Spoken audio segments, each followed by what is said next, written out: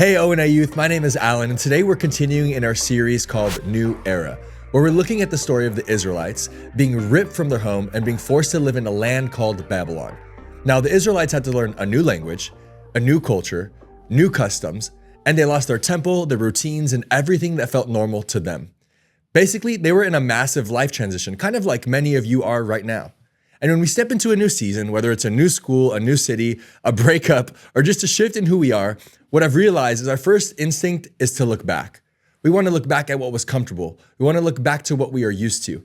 And instead of telling them to go back, to fight back, or plan an escape, God gives them a wild command, one that speaks directly into the anxiety and uncertainty we feel when life changes. God says to his people in Jeremiah 29, verses 4-7, "Build houses and settle down. Cultivate gardens and eat what they produce. Promote the welfare of the city where I've sent you into exile. Pray to the Lord for it because your future depends on its welfare." And if you're taking notes today, I want you to write this down. Point one, in a new season, you need a community. We just read that God says, build houses, settle down, grow your family. In other words, do not isolate, connect. Why? Because when life shifts, community becomes more important than ever. But what do we usually do in the transitions of life? Man, we pull back. We say, no one gets me, or this is too hard to explain, or this, it's just easier to be alone. But you weren't created to go through change alone. And one thing we love to say here at ONE&ALL all the time is if you want to go fast, go alone. If you want to go far, go together. And it may sound like a real cliche, but it is real. That's why small groups are at the heart of our ministry, because when life is unfamiliar, people are the anchor. In Babylon, the Israelites, they leaned on each other, they worshiped together, they reminded each other of who God was, even without a temple. And you need that too. Whether it's a small group, a couple of friends who love Jesus, or even just one person who checks in on you, do not do this season of life alone. Find your people, be someone's people.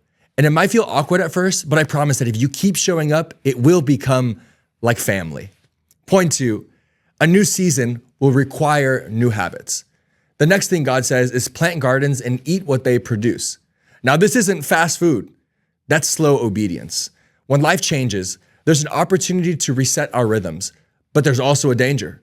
Because if we are not intentional, we can fall into whatever is easiest. And in Babylon, the easiest thing to do would have been to just go with the culture, just to go with the flow.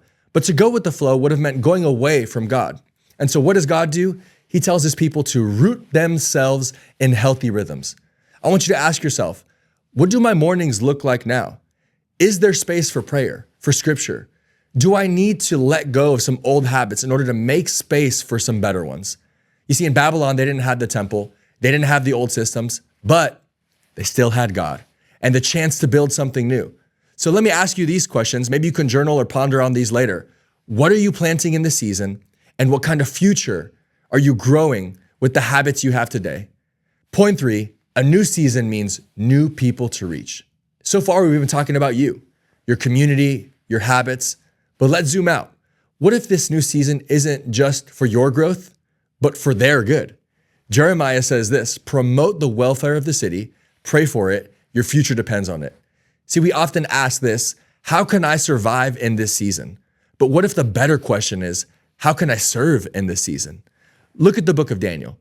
Daniel was taken captive to Babylon just like the others, but through his faithfulness and boldness, he influenced the kings. He didn't run from Babylon, he brought light to Babylon. There are people around you right now, in your class, on your team, even in your family, who need the love of Jesus in this new season. And maybe you're the one God is sending. So before we go, let me finish with this thought. You are not alone in the new. Here's the beauty of this story. God didn't stay in Jerusalem. He was with them in Babylon, and he's with you too. Through every shift, through every loss, every new step, he walks with you. There is grace for new habits. There is strength in finding new friends, and there is hope even in exile. So whatever your season looks like, remember this. You don't have to run from it. You can build in it. You can thrive in it, and God is already there.